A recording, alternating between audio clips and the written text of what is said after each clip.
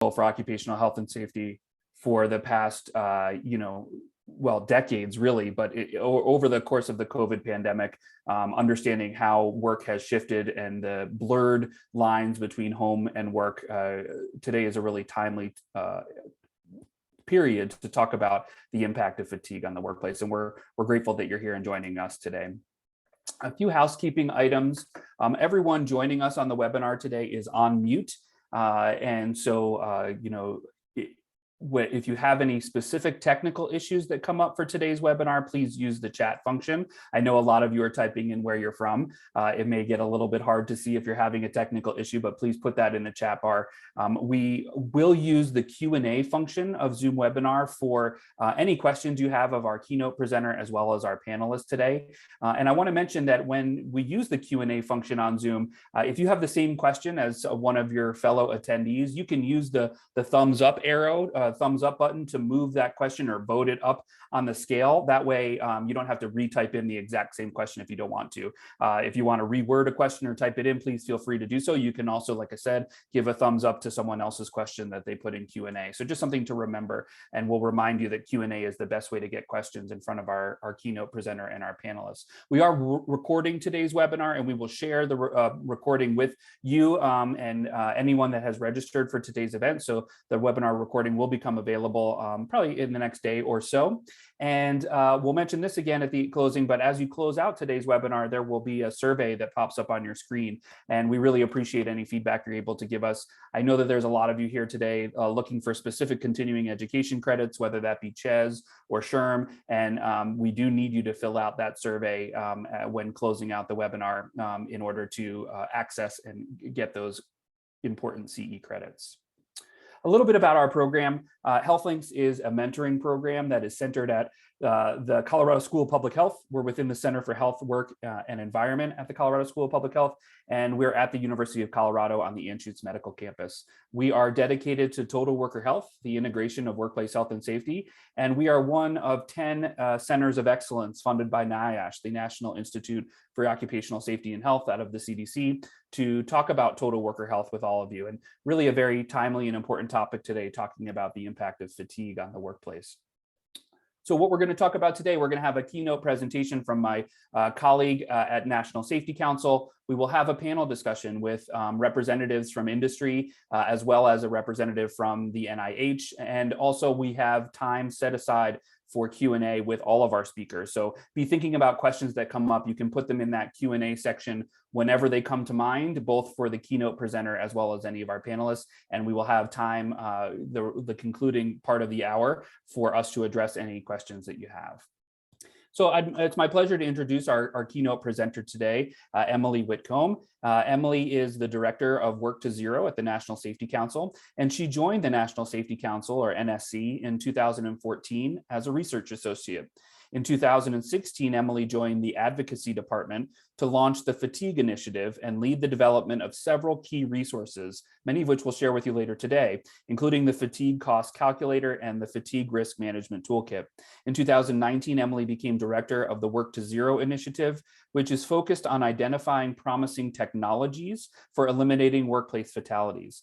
Emily has a Master's of Public Health from the University of Illinois at Chicago. And with that, Emily, I'm going to turn things over to you. Thank you for joining us today. Thank you, David, and thank you all for joining me today. I am so excited to see just how many people are on this webinar. It really shows that this is an area of interest. I'm so very excited for that. I'm also very excited about our lineup of panelists that we're going to get to in just a bit here. We have some really great information for you today. As David shared, I'm going to talk a bit about fatigue on a higher level before we dive into that panel presentation. And at the end of our panel moderated discussion, we do have some time for audience Q&A. So we would love if you could pop any questions that you have in the chat. So my keynote here is really going to talk about workplace fatigue, the impacts of fatigue, the effects, the causes, and how employers can address the risk. So most of us know that fatigue is an impairment, but we might not know exactly how it affects our performance, our health, and our safety. So I wanted to dig into that a little bit and share some of the studies that I've come across in my work on the Fatigue Initiative. So I want to talk about 4 types of impairment, and I'm going to go around clockwise just to share some more information on each of these. But let's start with how fatigue impairs cognitive function. Most people don't realize that they're impaired due to fatigue. And there's actually research that shows that humans are extremely unreliable in recognizing their impairment due to fatigue, and the significant implications it has on their ability to think clearly, perform well, and be safe and healthy. So fatigue decreases our attention, our memory, our concentration, our vigilance, and even your impulse control. So these are definitely not functions that we want impaired on somebody that's doing a safety sensitive job or a safety sensitive task, like driving or working construction or delivering patient care. So when all of those things are impaired, it significantly affects our performance. And so studies have actually shown that a person who loses even 2 hours of sleep performs similarly to somebody who has drank 3 beers. It's a very similar level of impairment. I think that most of us wouldn't even consider driving after 3 beers or going into surgery after 3 beers. But it's just shocking that we don't think twice about driving or doing a safety sensitive task after losing just a couple hours of sleep. So I found that study very interesting. I also want to share this study. Studies have shown that for employees with sleep problems, they can have up to a 6% decrease in their productivity, which translates to about roughly 11 days a year lost due to fatigue impairment. I want to touch on health a little bit here, though Dr. Brown is going to dig a little bit deeper into this area. But there are tremendous impacts on our health for those that are not getting proper sleep. There's increased risk of chronic disease, even premature death. So obesity, heart disease, diabetes, depression, and really that list goes on and on and on. For any safety professionals out there, the safety risks and the implications in workplace safety are very important to us. One study found that 13% of work injuries could be attributed to sleep problems. National Transportation Safety Board has analyzed their accident investigations over 10 years, and they found that 20% of the accidents that they investigated had fatigue as a contributing factor. And then finally, I wanted to mention some research that my team has done, and this is probably some of the most recent research that I've shown. Work to Zero is a program that studies fatality risks, and we identified fatigue as a contributing factor in the top 18 hazardous situations in which workers are dying on the job.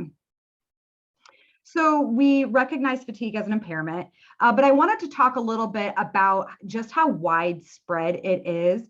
And our fatigue initiative did a few studies. A couple years back, we interviewed workers about their fatigue risk factors, as well as employers, to understand the impact of fatigue in the workplace.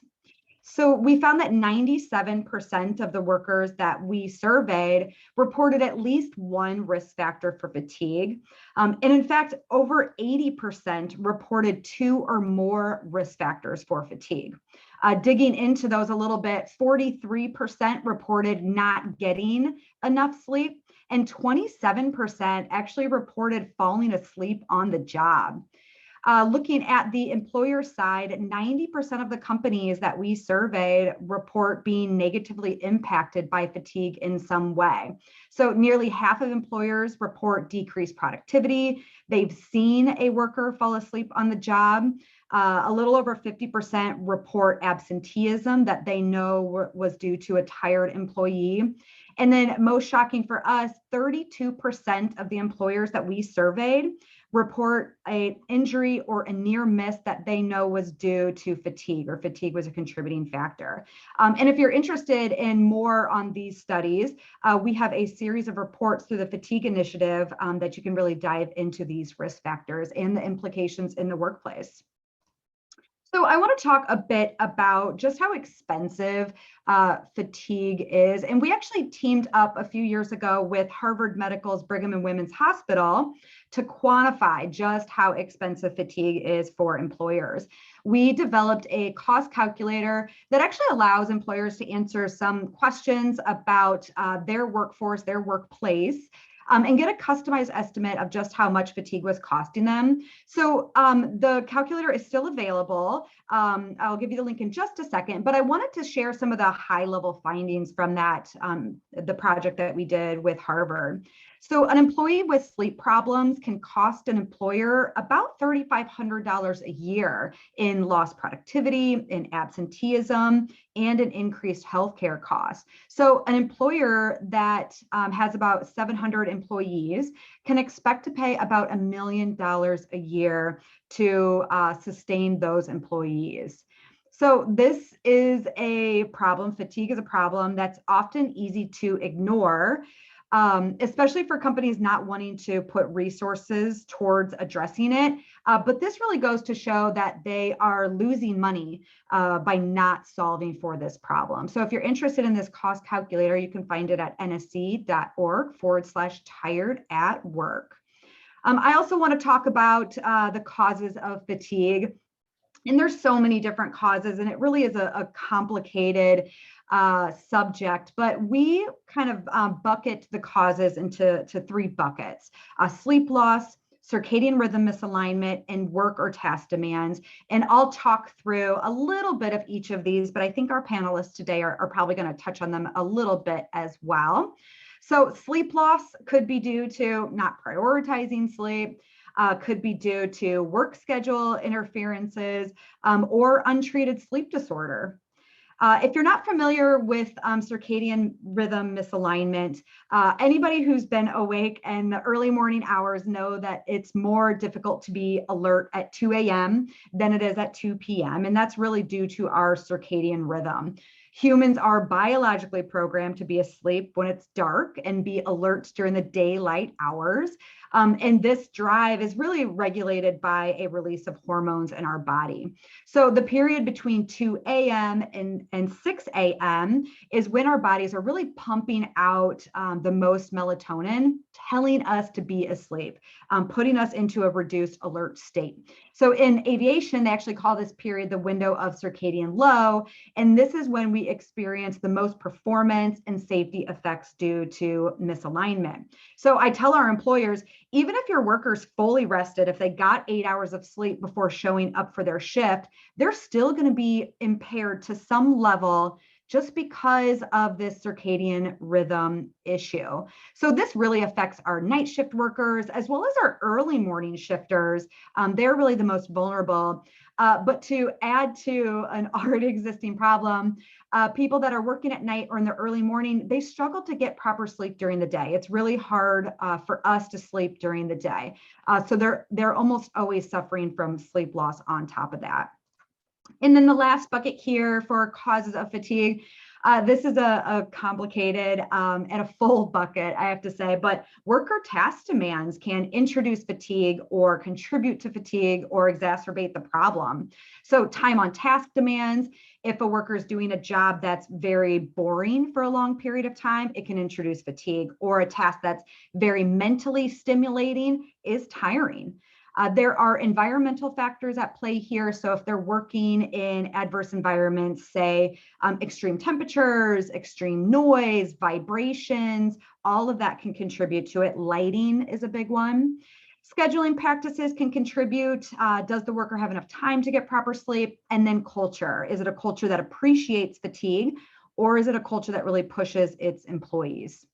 So I wanted to take some time to also talk about how we can resolve these issues. And so for us at the council, we are advocates of fatigue risk management systems. So these are policies, practices, programs, and procedures that incorporates fatigue risk management into already existing safety management systems. Sounds really complicated, but we really tried to make it as easy as possible for employers to implement fatigue risk management systems. And we actually worked with a colleague over at NASA to put together 5 components of an effective fatigue risk management system. We have a report on our website all about this, as well as a toolkit with video introductions to each of these concepts and how to implement them. So if you're interested, go check those out. So 5 pieces of a comprehensive fatigue risk management system. First and foremost, education and training on sleep health, on risk factors for fatigue, maybe workplace factors. So sleep health could look like education about sleep, why it's important, how much sleep to get, what's a sleep disorder, how to get better sleep. Some of the education that we've seen in some of our member companies also includes a sleep disorder screening and then referral to a doctor just in case that's an issue they're dealing with. Policies and practices is a big one. You can manage fatigue by implementing science-based policies and practices, such as effective shift scheduling practices to ensure that your work hours allow enough time to get proper rest. Policies can include daily and weekly limits on number of hours worked, limits on night shifts, consecutive night shifts, or early morning shifts, policies around rest periods, as well as policies around shift returns to make sure workers get enough time between shifts in order to get their 8 hours of sleep. Shared responsibility is really about culture. You can really manage fatigue risk by nurturing a culture of safety, a culture that recognizes fatigue as a hazard, as an impairment, where employees don't feel like they're being pushed to the brink, where they feel comfortable talking to their supervisor about feeling too tired to drive or feeling too tired to do a safety sensitive task. Fatigue mitigation is about decreasing either environmental issues that could be increasing fatigue, such as those extreme temperatures or lighting, but it could also be about allowing employees to implement countermeasures, such as the strategic use of caffeine or napping is a big one that we talk with employers about. And then finally, the 5th component of a comprehensive fatigue risk management system, data-driven programs and continuous improvement. Employers can more effectively manage fatigue risk by understanding their risk better. Collect the data, ask fatigue-related questions in incident reporting, monitor and track hours worked, and use that information to identify hazards and improve your policies and practices to really more effectively manage your risk. I also wanted to talk a little bit about how we can manage fatigue risk using technologies. There are technologies on the market today that can reduce or even eliminate risk to our workers. So one example, fall from heights is the #1 cause of non-roadway fatality in the workplace. Drones can be used to do inspections at heights to keep a worker's feet safely on the ground. If we don't have to send a worker up at a height, we eliminate their risk of falling from a height, right? So we can really use technology to solve for fatigue, or we can use technology to eliminate the risk. And I just wanted to talk really quick as I start to close out my portion of this presentation. I wanted to talk about fatigue-related technology and what's available. So through our Work to Zero research, we've really identified specific hazards in which fatigue monitoring and wearable technologies could be beneficial, but really any safety sensitive task a worker is doing could be benefited by addressing fatigue and using a monitoring type technology. We've really seen this growing in high risk industries, machine heavy industries like manufacturing, mining, construction, and it's growing more and more in popularity. So I have 3 of the common types, but really the capabilities of fatigue-related technologies are really growing. I wanted to share a quick case study from one of our member companies. They implemented in-cab fatigue and distraction monitoring in their mining vehicles. So they started out with a pilot. They put this device that monitored the driver's eyes for being tired or getting distracted. In their pilot, they put it into 5 haul trucks. So imagine a giant mining haul truck. In the first month of their pilot, they recorded 63 fatigue events. And they found that their haul truck operators, just those 5, drove over a mile while asleep. Driving a haul truck over a mile in just the first month. They were actually going to extend their pilot and do a 3-month pilot, but when they saw that first month's data, they immediately scaled it, added in the mitigation where the driver would get an alert or a haptic feedback. Next, it would signal the supervisor and pretty much go up the chain from there. There's also devices that can shut a vehicle down if the driver is falling asleep. So that really rounds out my keynote, but I wanted to just throw up some of those URLs for you all if you're interested in digging into the cost calculator or that fatigue risk management toolkit. I also have a link to Work to Zero up here if you're interested in technology solutions to solve for some of these top risks. And with that, I'm going to turn over and introduce our panelists if they want to come off video at this time. I am so excited to have these panelists with us today, and I really think we're going to have a great discussion. Any questions you have for the panelists, feel free to pop them into the Q&A at this time, and we will get to them at the end. But I do have some questions lined up for our panelists. But before we do that, I would like each of them to have the opportunity to introduce themselves, and we'll go from top to bottom here. So Dr. Brown, if you wouldn't mind coming off mute, saying hi and introducing yourself. Hello, everyone, and welcome, welcome, welcome. And Emily, by the way, that was a fantastic overview. Thank you for all of those neat points. So my name, of course, is Dr. Mariska Brown. I'm the director for the National Center on Sleep Disorders Research, located at NIH, the National Institutes of Health.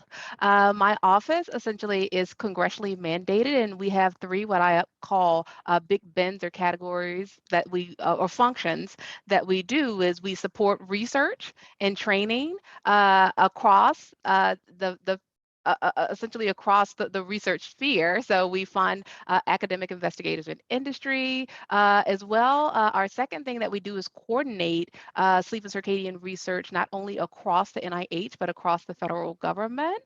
And we also do things like this, where we educate the public as well as researchers about sleep and circadian research. So I'm very happy to be here. Fantastic. Thank you, Dr. Brown. And we'll go to Janetta. Good day, everybody, and thanks very much for the opportunity to talk to you. My name is Janetta Deeney. I'm the Director of Occupational Health at Cummins Inc. For those of you that are unaware of us, we are a Fortune 500 company that was founded in 1919 in Columbus, Indiana. We currently have over 60,000 employees in more than 5,000 facilities in 197 countries and territories. We've got 5 different operating segments, and these are our engine business segment, our power systems, our components, distribution business, and our new power segment, which includes electrification, fuel cells, and hydrogen generation technologies. So from that, you can see we've got a rather large portfolio, various risks there across all of those segments, and I'm really excited to have the opportunity to talk to you and share some of the activities that we've been doing.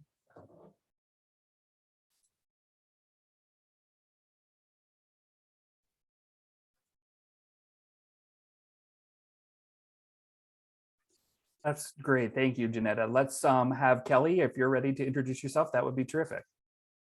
Hi there and welcome. Thank you for attending. This is a great conversation to have. My name is Kelly Morocco. I'm a certified occupational health nurse, and I currently work for Aecom. I have been working in occupational health for over 30 years now, working directly with employees. Aecom is 47,000 plus employees. We are a global wide company taking care of consulting, planning, working with sustainability issues. So many facets and gamuts that we deal with all different types of risk abatement, risk assessments. Our safety teams are very heavily involved with that, and certainly looking forward to sharing that with the attendees today.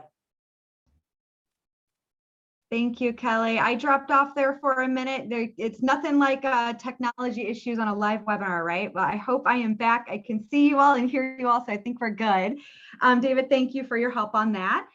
So to kick off our moderated discussion, we're going to start with Dr. Brown. I have a few questions for you to really dig into this issue. I've heard experts in the sleep field discuss sleep as a third pillar of health, and I'd love if you could talk a little bit about this and clarify that statement.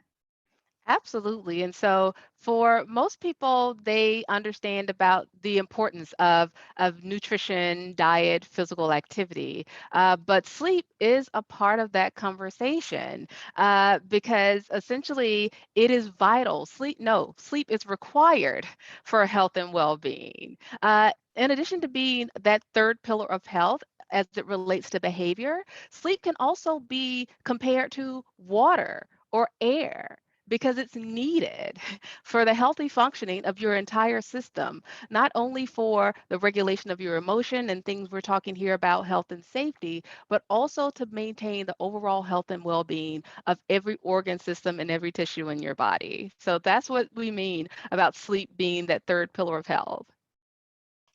Thank you. I appreciate that. My next question for you all, I'd love to dig into who is most susceptible to fatigue and its consequences. So everyone essentially is susceptible to fatigue if you are experiencing sleep loss. And so when we kind of talk about sleep loss, a lot of times people think about duration, how long you sleep, and that's also important. But in addition to how long you sleep, having good quality sleep is also important. So that means your sleep is not fragmented, that it's refreshing, that when you wake up in the morning, that you feel like that you have actually slept. Another part of that, and as you mentioned, and I'm sure it'll come up again in this conversation, is about shift workers. And so a third kind of category of sleep, not only duration, how long, not only quality, how well, but the timing of sleep, having consistent sleep schedules. And we understand that for most people or for certain categories of people, that sleeping at night is not necessarily an option because they are working outside of potentially an underlying disorder. But again, we're going to focus on fatigue as far as, say, a typical, essentially, worker. And so everyone is susceptible to fatigue. There are some categories or classes of persons who could potentially be more susceptible. We're talking about shift workers, and that's not only healthcare providers or people who work in the health system, but it is also persons who may be packing the groceries at the store or working at some of these other industries where they are awake at night. And unfortunately, what the research shows is that a lot of those persons are people who are underrepresented in the population, whether they are from minoritized populations or low socioeconomic status. And so when we could potentially discuss persons who are more susceptible, it could be that class.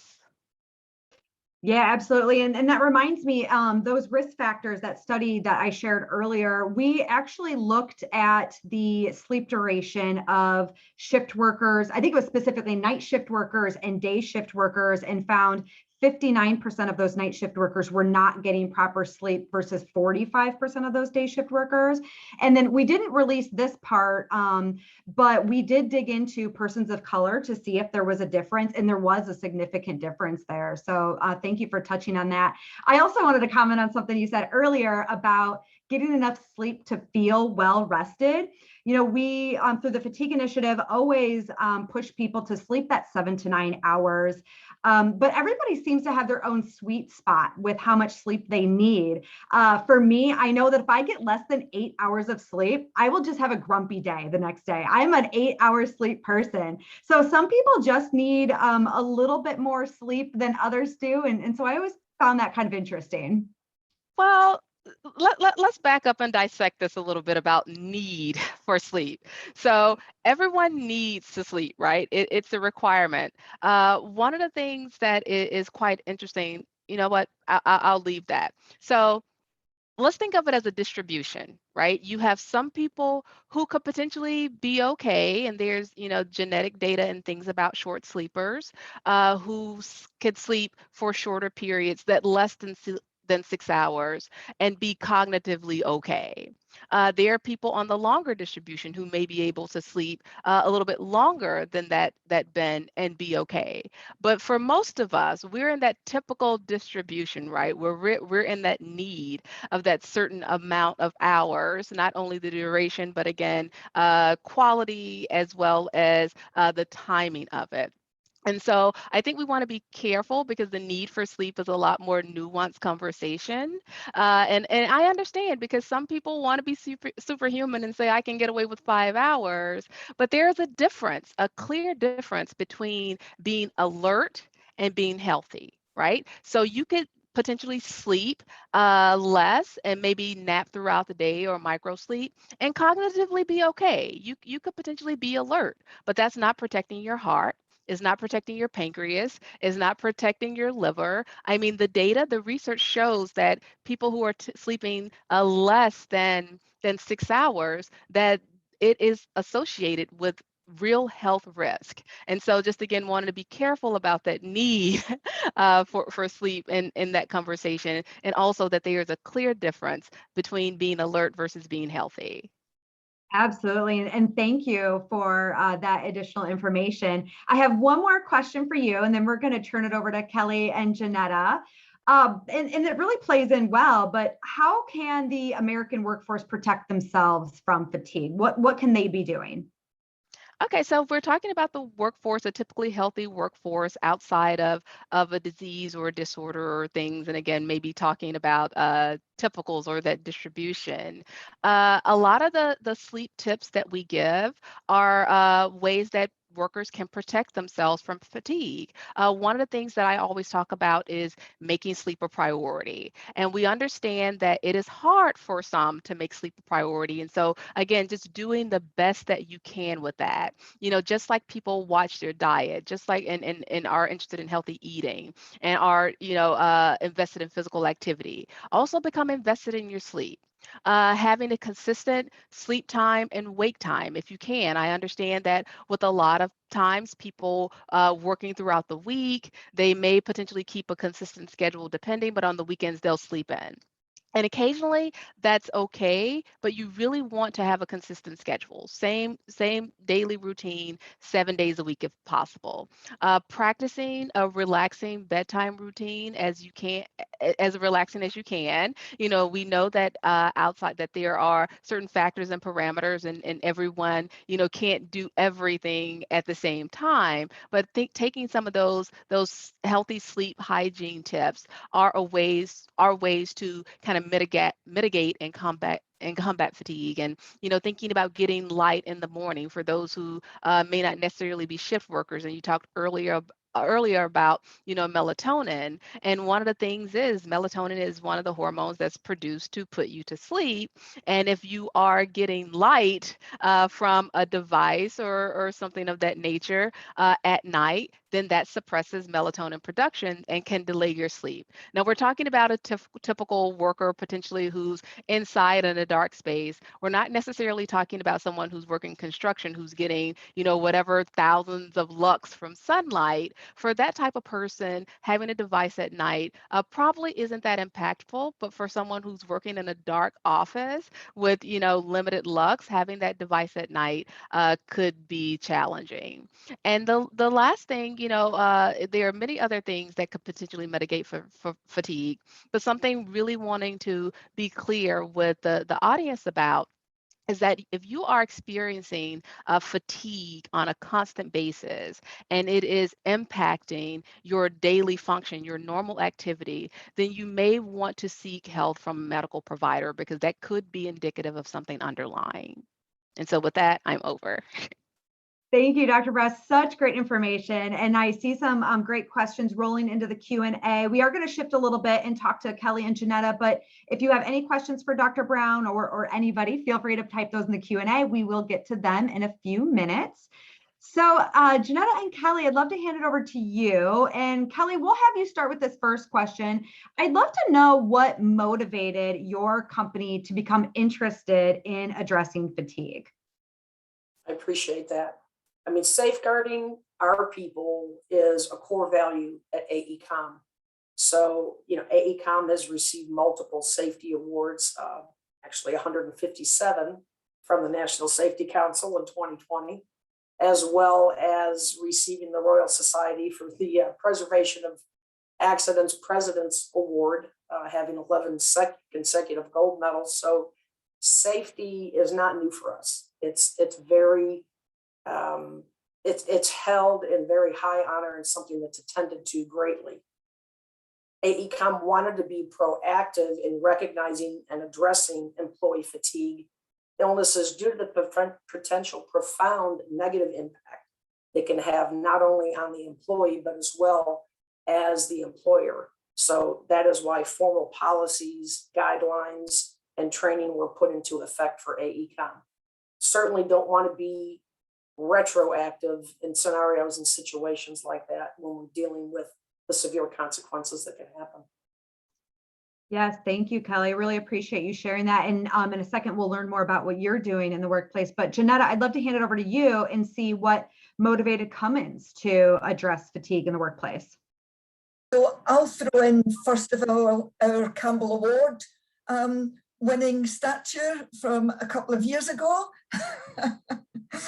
And very much like Kelly, we've obviously got a vested interest and hold the safety and the well-being of our employees as a core value within Cummins. And from that safety perspective, we are always looking at our data to try and understand potential root causes and contributing factors for accidents or incidents. And some time ago, we started looking at hours worked for employees. And this was a very simple first step. That then, the data proved that it was an opportunity and a need for us to dive into that in a bit more depth, which I'll talk about in kind of later in the conversations. One of the other things that I want to point out is during the pandemic, we also started to focus more on mental fatigue and burnout of our employees. And behind me, you can see my screen. Our It's Okay campaign is one of our kind of screensavers. It's okay to be anxious, happy, sad, relaxed, frustrated, etc.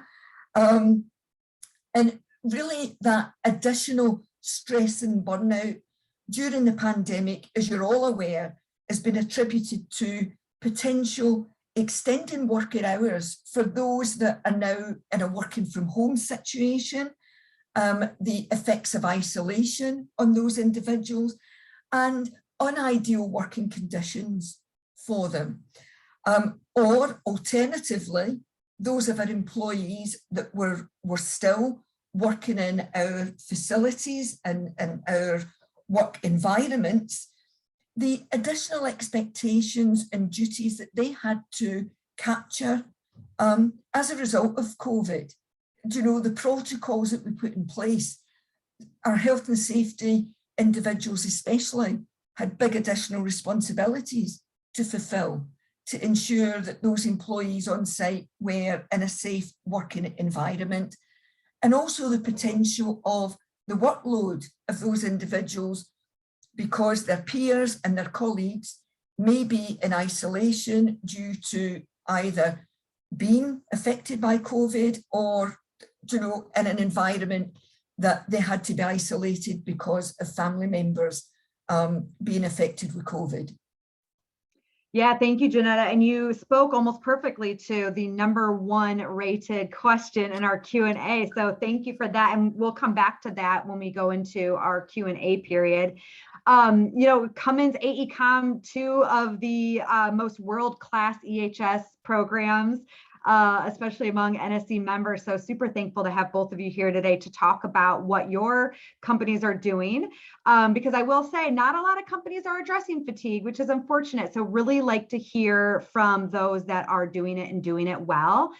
Kelly, I'd love if you could tell us a bit about what you all are doing in this space. Absolutely. Aecom has a fatigue management policy, which encompasses treatment protocols for managers, supervisors, as well as employee responsibility and training. They have annual fatigue awareness training that is rolled out to employees, along with they incorporate fatigue index calculators that are completed, and the risk scores are calculated for those that are in extreme safety sensitive positions. So they look at those and they monitor those. They have an online university where we offer multiple continued learning courses in fatigue management, as well as lunch and learns, of which the last one was just in June of this year.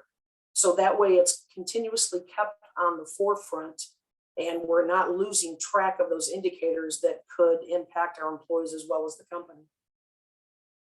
Thank you, Kelly. And Janetta, you told us a little bit about what Cummins is working on, but anything else you want to add? Yeah, a couple of areas. I don't want to duplicate what Kelly's mentioned there, but talking about the working hours, the original metrics that we looked at was really far too high level. So we then moved to capturing data incorporated in our incident investigations about the time on the job. At what time during a shift did that incident happen? You know, how many hours was that employee working before they were unfortunately involved in an incident? And you will all expect what I'm going to say, that the data did show that the longer somebody was going through their shift, the more likely it was that that incident was going to happen. Some of the projects that we historically ran, and they didn't all, they weren't all successful. So I want to let you know things that we've tried that were difficult for us or didn't deliver what we wanted to deliver. And looking at the working hours, we had a team that was joined with our operations leaders. That team was split into two, and operations looked at the management of overtime hours.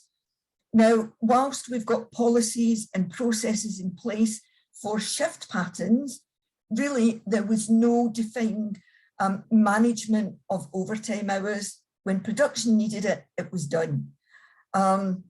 So there was a process put in place that there was an approval required when individuals were going to work over particular steps hours. Unfortunately, that really, at that point in time, became very, very time consuming for our site leaders and our supervisors. And fundamentally, all that happened was that the appropriate layers of approval ticked that approval box and just let the overtime happen. So all that happened was people were made aware of excessive hours that were being worked, but there were no interventions and there were no changes in behaviour.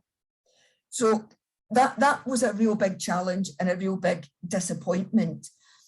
Alongside that, the safety team looked at technology, you know, and you mentioned already the recognition of impairment, and the piece of technology that we were looking at was using an external provider to look at a cognitive test that was taken on a touch screen as individuals started their shift, and the opportunity also mid-shift as they returned from breaks. That device would measure a person's alertness and gave the opportunity, if they were deemed to be too far away from a baseline, to retake that test. And if their alertness was out with a particular band, they were alerted as a concern, and their supervisor was also alerted. That then gave the opportunity for discussion round about interventions to be taken for that particular individual. Now, unfortunately, that piece of work also faltered for various reasons. At that point in time, when we came to a stage to start piloting it, a reduction in working hours occurred. So there wasn't as big a drive from leadership to continue that pilot. One of the stumbling blocks in the actual implementation was looking at time clock alignment and access to the time clock facilities. They were not consistent across the globe, so that was a potential hiccup. And also the physical setup and logistics of the system with the touch screens. If we wanted to use this as an all-employee access as they entered the building. And then, of course, the pandemic hit us, and that just stopped that process altogether. Technology, cobots, automation, exoskeletons, and powered gloves are all things that we are currently using in different aspects of the organisation, dependent upon the risk and the problems that were there to be fixed in the first place. So those are some of the historical things that we have in place, and I'll potentially maybe talk about some of the trainings that we deliver further into the. Thank you. Yeah, both really great work from both Aecom and Cummins. Really excited to share. I feel like this is something we could do an hour-long webinar on each of your companies' work in this space. We do have to shift over to Q&A because I want to leave some time for David at the end to close us out here. We have so many great questions in the Q&A. Really excited to see such great participation from our attendees. I'd like to address a question by Michael Tweary. It's good to see you join our webinar. It's been a while since we've talked. But the question is really of interest to me, and we have collected some data on this. So his question is, fatigue risk management widely recognized or accepted as a corporate social responsibility obligation, or does the recognition of fatigue align with the concept of self-responsibility? We really dug into this when we looked at shared responsibility of a company. And in our surveys that I talked about earlier, we asked companies whose responsibility was it for a worker to arrive to their shift well rested and alert. We also asked the workers whose responsibility it is. I don't think we ever published the results, but we did find that employers seem to think it was more of the workers' responsibility for them to arrive well rested and alert, regardless of how much time they had off between their shifts. And I will say, in my time on the fatigue initiative, I spent a lot of time educating employers that a worker cannot arrive alert, well-rested, fit for duty if they had 6 hours off between shifts, an hour commute, a family to take care of, bills to pay, other responsibilities. So I spent a lot of time digging into this concept of shared responsibility. So Michael, really glad to see that comment or that question come through the chat. The next highest question we have here, let's see, we have healthy suggestions for the workplace to combat fatigue. Not being able to turn off our mind at the end of the day. I know, Dr. Brown, you threw out some suggestions for healthy sleep. Is this one that you want to address at all for our audience? Sure. And so definitely understand not being able to turn off. There are so many things that are happening, with whether it's in your immediate environment or externally, that can kind of keep the things turning, the wheels turning.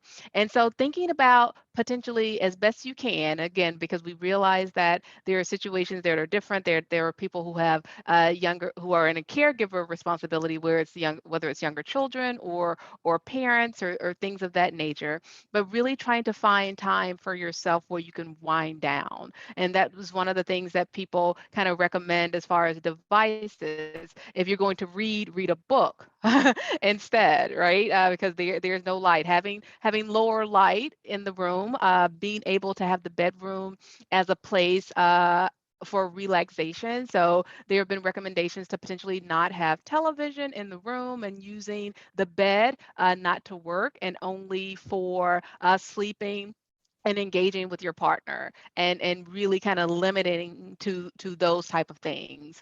Having warm baths, limiting your caffeine intake and alcohol intake before bed, because those things can interrupt sleep. Sometimes people think that, okay, consuming the alcohol is a sleep aid. Actually, it's like one of the number one over the counter sleep aids, and alcohol can put you to sleep, but ultimately what alcohol does is fragment your sleep. And so you get worse sleep from that. And so thinking about having ways to wind down. Also, physical activity is good. Don't, you have to kind of limit it.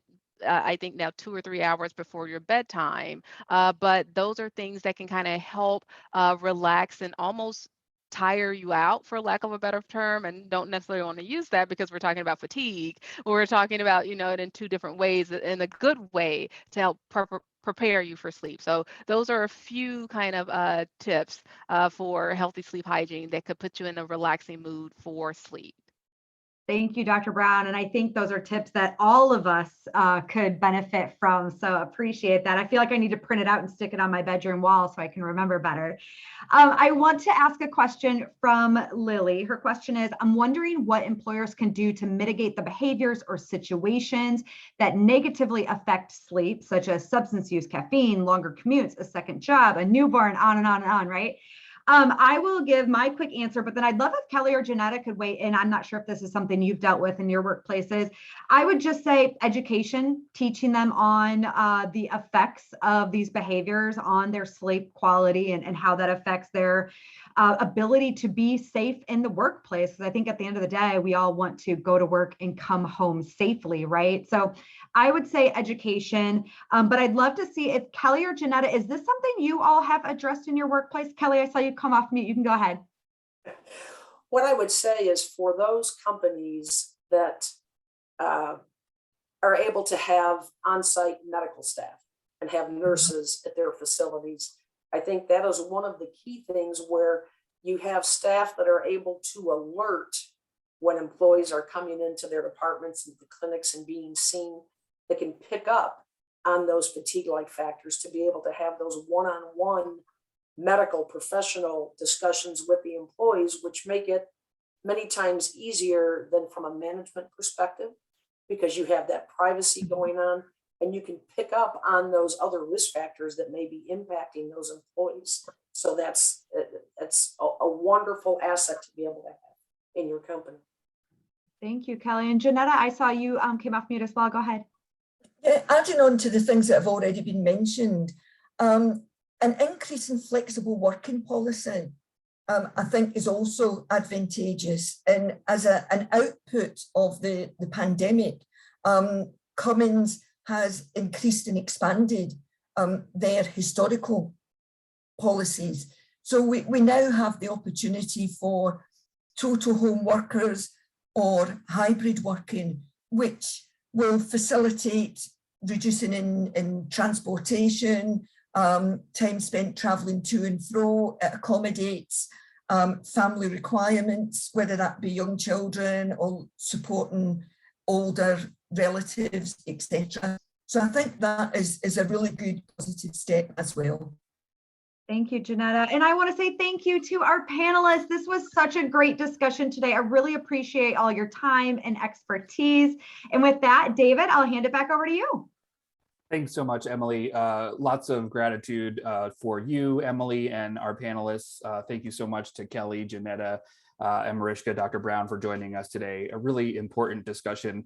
What you were talking about there at the end, Janetta, about having flexibility for individuals in the workplace, I think is really critical here. Obviously, there's been a lot of conversation both locally in Colorado and nationally about the importance of paid leave using paid leave, paid sick time, paid leave policies to help promote healthy sleep and intervene on behalf of employees is really a critical component of this, we believe, as well. We never get to all of the Q&A on our webinar, so appreciate everyone joining us today and for all the great information and questions that were shared. As a reminder, as you're exiting today's webinar, a survey should pop up for you to, one, provide feedback, which we really appreciate about today's topic. We share those results or the information both with our planning committee and team for HealthLinks webinars in the future, as well as with the speakers that